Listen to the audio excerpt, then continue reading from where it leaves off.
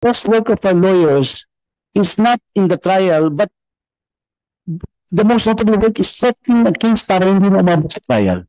Para i-deport na lang ang Pilipino from Middle East or what, no? Lastly, there are countries where you are not allowed lawyers at a certain stage. Na investigation pa lang. Japan is like this. Middle East, many countries na gusto na yung lawyer sa trial lang. So, but we agree with the bill and kailangan lang i-emphasize na the legal assistance of under the action fund ng DMW and follow the same principles that para hindi, kasi LAF is hardly used anymore for OFWs because may DMW na eh. The OFWs we still assist are in countries like Europe na not MWOs in every country. Kunyari, I'm going to France. Walang MW doon. But even there in Europe, meron legal assistance eh. Lawyers. May I remind you that you already consumed your 8 minutes. Last one. Thank you. Mr. Chair. Okay. Mr. Chair. Go ahead, Senator Erwin. Matanong ko lang po si Yusek De Vega. Yusek De Vega, pwede po ba, kasi nga alam natin ng US pag nagpa-deport ay kung saan-saan dinadala. Hindi po ba po pwede o wala, hindi ba sinubok, masabihan sa ICE yung yung kanilang Department of Homeland Security, pag may nahuli po kayong Pilipino, pwede po ba kontakin kami dahil ipapauwi na lang namin at wag po ninyong dalhin ko sa kung saan-saan sa mga El Salvador. Meron na po ba tayong ugnayan sa kanila na ipinaalam na dito sila dadalhin, hindi sa kung saan sa impyerno? Opo, paulit-ulit po yan. At ini-inform na tayo, it's called the consular notification process. Meron tayong internal agreement with the US. Every time may huli silang Pilipino, not just for deportation, kaya may criminal case, ganyan, ini-inform dapat yung pamahalaan. So far, ang information ng ICE sa atin is that there have been about, I will check the stats, no? But 69 are now under process at binibigyan natin ng legal assistance. Tapos, I will check the number of deported so far. Meron, pero lahat to the Philippines. Walang dinala sa ibang bansa. Alright. Salamat po. 28 ang nauwi na. Salamat po. Salamat po. Mr. Chair. Go ahead, Senator Bato. Thank you, Mr. Chair. Ma'am DMW, sino bang DMW dito? Yes, sir. You've been in existence for about 3 years or almost 3 years. Ano problema natin? Bakit until now hindi pa tayo nakadeploy ng OWO? MWO. Dito sa mga lugar na marami tayong mga OFW. Kasi ang premise ng DFA, why they're insisting to hold on that 100 million or 200 million na legal assistance fund because of your absence. So, kung nandun na kayo, dapat kayo maghawak ng pera na yan para tutukan talaga yung mga legal problems ng ating mga OFW.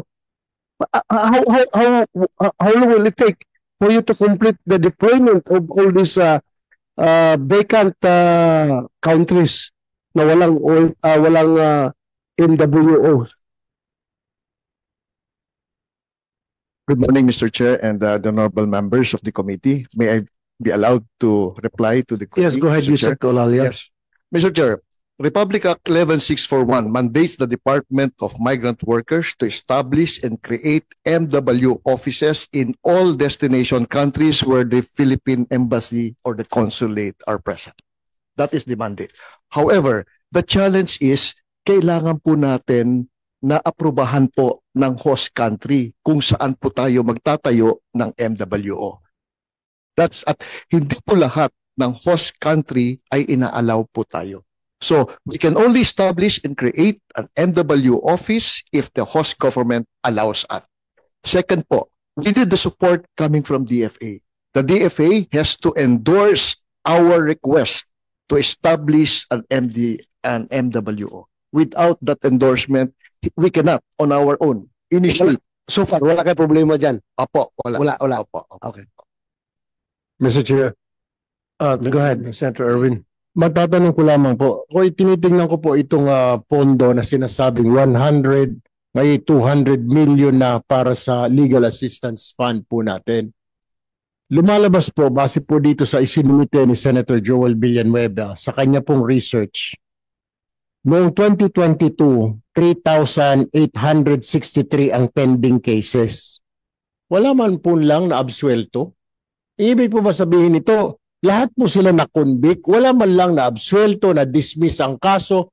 Anong klaseng abogado ang pinagkukuha po natin? Abogado ba talaga po ito o baka mga nagtatatak-tatak lang ng mga notaryo doon sa Middle East? Pakipaliwanag nga po dahil nagugulhan po ako Noong 2022, zero acquittal of the 3,863 pending cases. Bakit po? Abogado ba talagang kinuha natin o mga mga assistant lang ng mga abogado? Pakipaliwanag nga po sir dahil nagugulhan po ako Ako muna po, no? First of all, mga abogado po talaga yan. Tulad ng sinabi ko po kanina, hindi pa abutin sa trial kasi sa ibang mga bansa, pag umabot na yan sa trial stage, almost sure makukundik. Kaya po nakalagay po zero yan. At that time kasi, yung sinamit ng DFA yung acquittals in the last 6 months. Kasi semi-annual report, no? Yes, twice a year. And the last 6 months before that, walang acquittal. But there have been acquittals. There have been a number of acquittals. And ang maganda dito, pag na-convict man, mas mababa ang sentensya kaysa dapat na bigyan. Kunyari, imbis na death penalty, lesser, o kunyari 10 years, nagiging 5 years, at makakapagtrabaho ng abogado natin working with us para makakuha ng pardon.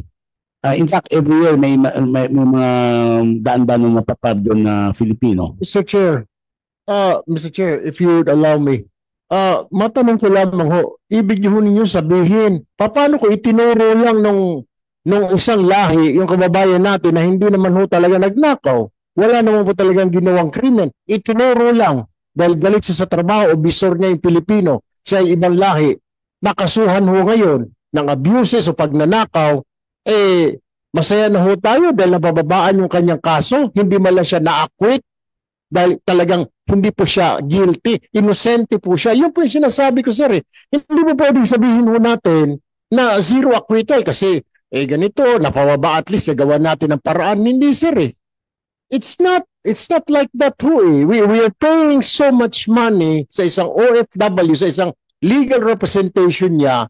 May mga balita po kami na nainguso lang, naituro, kasama ho yan, naituro sa Saudi police o anong police nila doon, naituro lang ho siya, pero galit sa kanya, isinumbong sa police nila doon, sa religious police, sinabi ganito, gano'n, may girlfriend yan. Wala naman ho, walang katotohanan.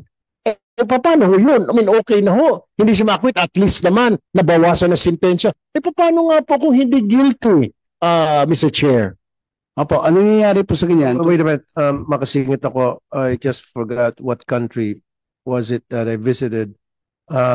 Senator Erwin, meron naman mga napa-acquit ng ating through the DMW and DFA. Although meron mga na-convict, napababa yung kaso, and you're right. Excuse me.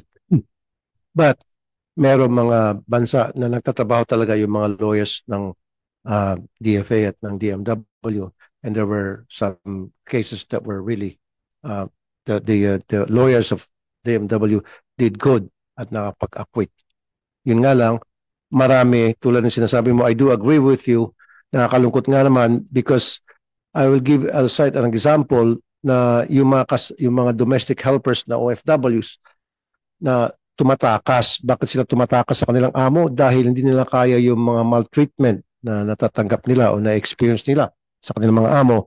So, pagtakas nila, ang ginagawa ng employer o amo, kinakasuhan sila ng pagnanakaw. Kahit hindi naman talaga sila nagnakaw. At yun, nakukulong sila.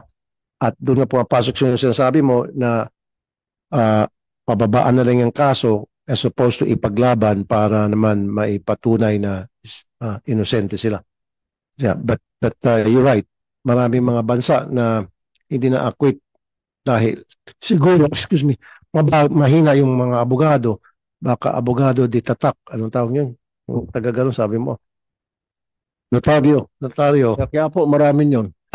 Ito, next time, kuha tayo siguro magagaling na abogado, siguro DFA and DMW and OWA. also recommend as much as possible kung makakuha tayo ng abogado yung local from that country. Huwag na Pilipino kasi hindi alam ng Filipino lawyers yung batas sa Saudi. So kung sa Saudi, dapat Saudi lawyers. Yun. Para alam nilang pasikot-sikot. That's what Erwin is talking about. You would like to add some? No, thank you, Mr. Chair, for that explanation. Thank you. I agree with you, definitely. Thank you, Mr. Chair. Yeah, I think it was in Riyadh when I visited Riyadh last year.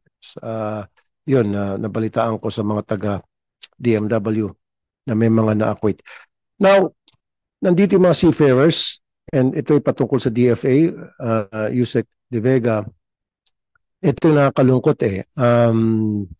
Pagdaong ng barko sa isang lugar, I forgot what country was that, naharang sila, kinatok yung kanilang mga pinto, pinagbintangan silang, meron silang child pornography materials sa kanilang cellphone at sinasabi nila wala naman talaga.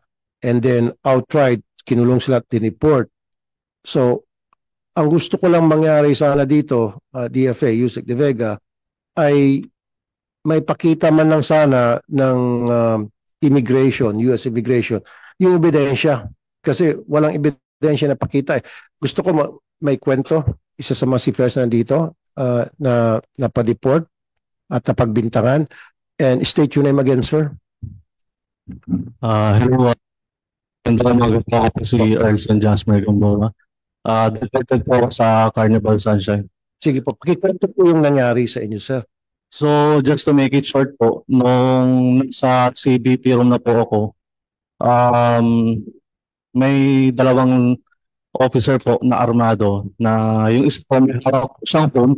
Hawak niya po yung phone ko, sorry.